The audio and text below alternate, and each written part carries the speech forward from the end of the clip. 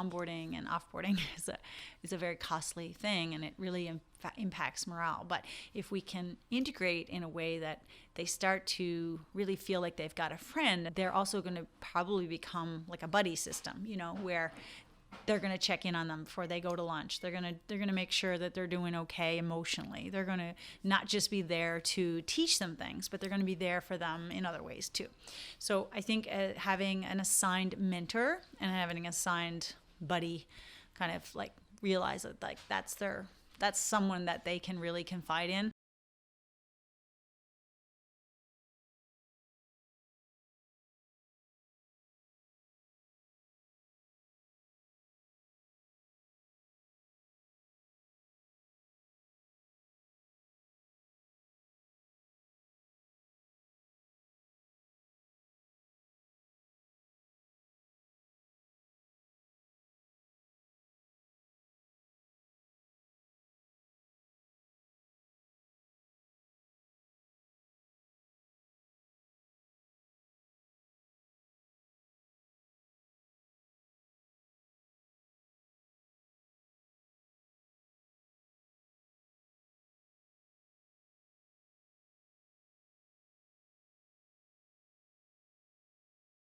All right, guys, it's showtime. Today we're going to be talking about team onboarding.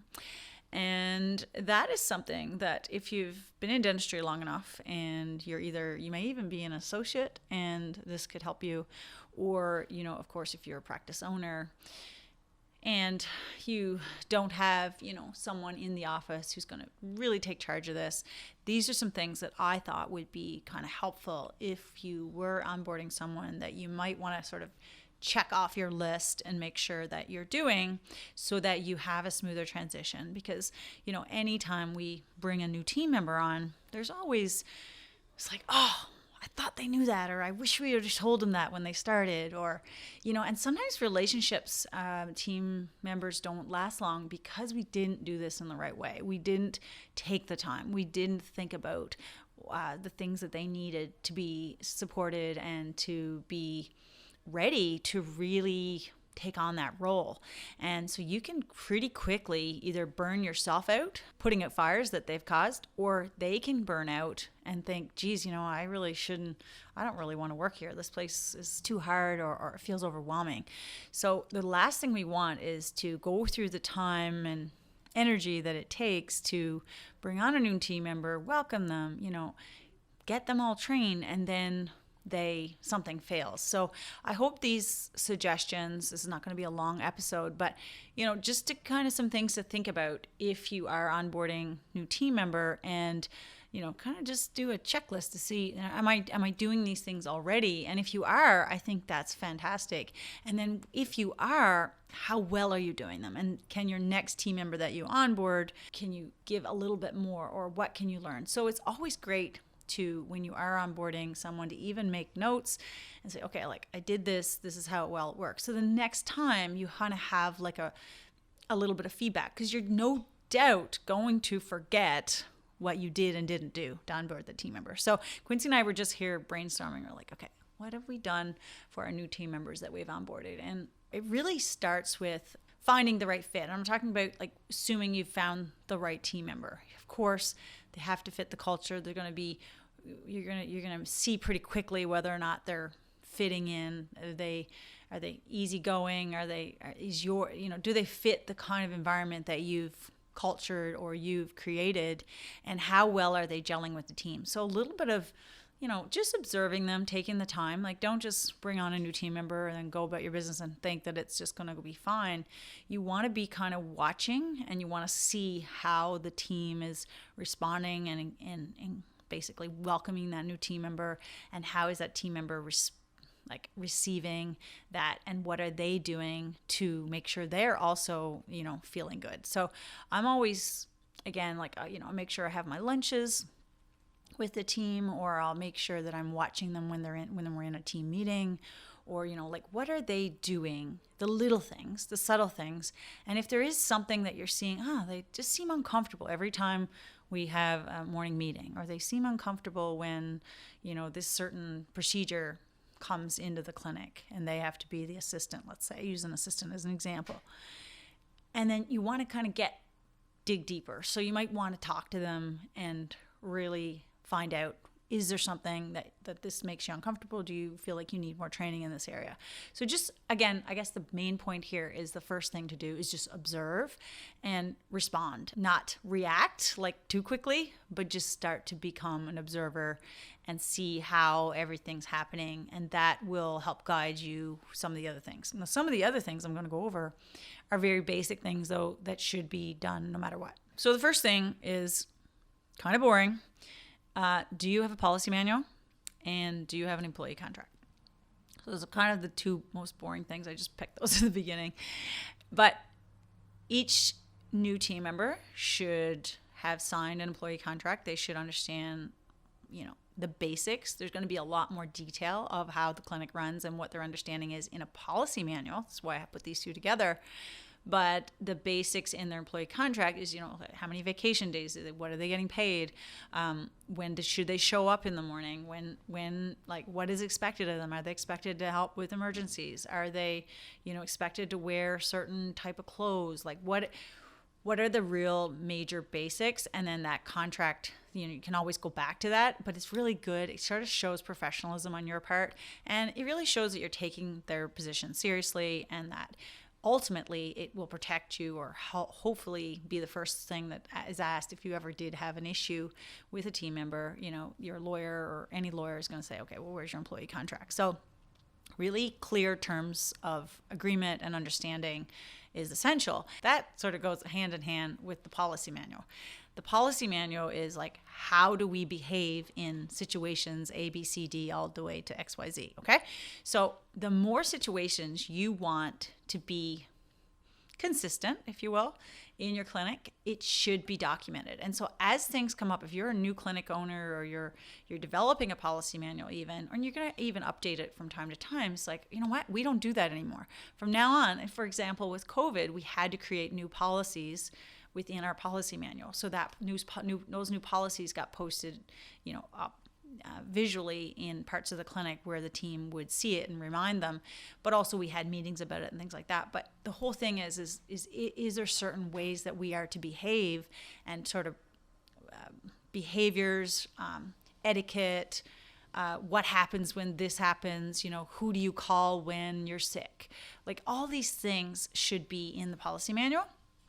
And that is going to be something that when they sign their employee contract, they will have also signed off on the fact that they read and understood and don't have any questions about the policy manual. So you're going to meet with them, go over okay, this is what I expect. I want you to take this contract home. I want you to read it. I will also want you to read this policy manual, and I want you to come back, and we're going to meet in a day from now, or 2 days, or whatever.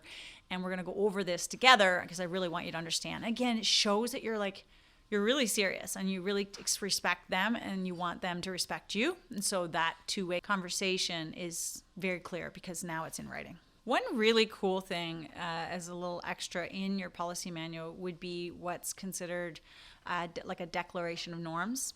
And that would be sort of along the lines of, what are the key values and ways that we operate from a, respectful team member to team member kind of situation. So it's not like, what do you wear? What are your vacation days? What do we do when it's a storm? That's not what that is. It's more of, thinking about, what do we value, and how does it help us guide and make decisions? And so that is, again, just something a little extra that you can do with your policy manual, and you can come up with that together as a team. It makes a great team training exercise. And it's well established, and it comes naturally. But you want that new team member coming into this situation to know, this is how we treat each other, and this is what kind of work environment that we are. So it's basically culture. What is the culture here? Do you want to become the modern dentist in your area? Our on-demand and live mentorship will help you stand out, attract your ideal patients, and build a niche-based practice. This A to Z training is for dentists and team who desire the digital workflows and skills to operate a thriving digital practice, helping you stand out in a crowded market.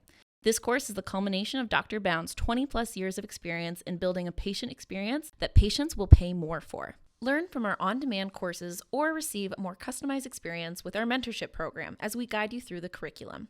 You can find out more from the link in the show notes. Or, if you aren't quite ready to take the plunge, you can also find the link to our freebie consult photography guide, which will help you get the right shot on the first attempt. Now back to the next thing is we like, depending on the, again, it's different depending on the position, but let's say it's reception position, let's say it's hygienist position or a dental assistant position.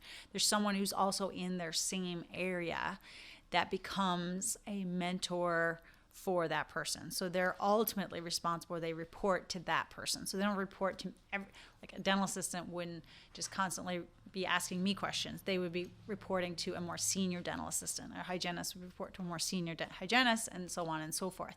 And that makes them probably feel a little bit more comfortable, but also it acts like a check and balance system, because that a more senior person can really be given that feeling of leadership and empowerment to help bring this new team member in a way that is going to be consistent and helpful for the whole team in the long run. Because we ultimately, that's what we want. We want our team members to last us a long time. Onboarding and offboarding is a very costly thing, and it really impacts morale. But if we can integrate in a way that they start to really feel like they've got a friend, they're also going to probably become like a buddy system, where they're going to check in on them before they go to lunch. They're going to make sure that they're doing okay emotionally. They're going to not just be there to teach them things, but they're going to be there for them in other ways too. So I think having an assigned mentor and having an assigned buddy kind of like realize that like that's someone that they can really confide in. And then that's just going to help, again, I think, accelerate what we're trying to do, and which is bring that new team member on in a way that is efficient, effective, and kind, and helpful, so that they'll stay much longer. This leads me to the next thing, which is, what if, the mentor, the buddy system that you have is not, they're not available. What we've done in our clinic is we've created a video instructional kind of website where everything we do is documented in a video format. So it's a link. Every team member has it. It's an internal link for a website that only team members have access to. And they can go in there and then look up. They can search the topic of what it is they need to learn. Let's say it's digital printing. So, Quincy can't remember, for example, let's say she can't remember, but can't remember how to print the model with the base or something like that. So she just go in there, search that, click it quickly. Crystal has made a little video of that got uploaded to the website. Now she doesn't need to bother someone, and she also has a way to kind of a reference for it. So future onboarding of team members can also be very effective, because now we're not spending all that team time doing those things. If you're going to be shown something once, of course, but if you need to be shown it multiple times, then it's great, because the video training's there, it's efficient, it's effective, and it acts as a really good resource for our sort of like our own little library for the team. And that's what we do. And everyone has an access to the link for that through our Slack channel that we have. The last thing I want to say here is that before that new team member comes on board, it's always good to have a little huddle or like a little pep talk or chat or meeting with your existing team and say, look, this new team member's coming on board. I would really love it and appreciate it. And we all know our lives going to be better by having this new team member. So it's going to go a long way if you are willing and able, anytime you see that team member struggling, or you see that, you just have a few minutes, check in with them. Do you mind, make sure we all want this to work. So if the whole team is more hyper aware of what we're trying to do, and in those first critical few months to make sure that team member doesn't kind of lose it and decide to run away, we want to be more hyper aware and be checking in and being a really good support for that new team member. And it makes them feel welcome. It also makes each other person on the team feel like they're part of the success of onboarding. And that's, again, just part of what we would do here. But I think that any team, no matter what your business would be, this would be helpful, because we want to feel like they feel welcomed and supported, and doing that and having them, somebody at least once a day, maybe probably multiple times a day, checking in and make sure they're doing well. Another little check-in that we do is I do check-ins, every week for a little while, and then every 3 months. So if we have a probation period, let's say of 6 months, then we'll do a 1 month check-in and then a 3 month check-in. And it's not, of course, to bring them down, or it's not like a review. It's not like that, but it's more of, we really want to see how you're doing. We want to give you the team member, the new team member, a voice, an opportunity to really say that something's going well or not well, and then course correct based on that. So that, as well, is sort of another a little bit more formal way of doing these check-ins, and that helps integrate everything. And yeah, so you're going to have, team members that are really the right fit. You're going to know pretty quickly. And also by doing that, your other team could give you feedback and say, you know what, they're really not, I don't think they really fit in here. And you got to kind of get that feedback instead of them talking about it in the stary and you not being aware. You want to let them know that you value their feedback as to whether this team member is a good fit for the team.